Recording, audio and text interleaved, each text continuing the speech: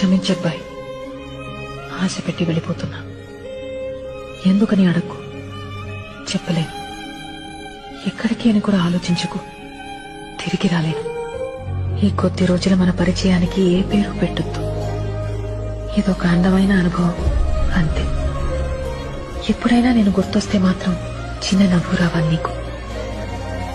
నువ్వు నవ్వితే చాలా బాగుంటావు, నాకిష్టం.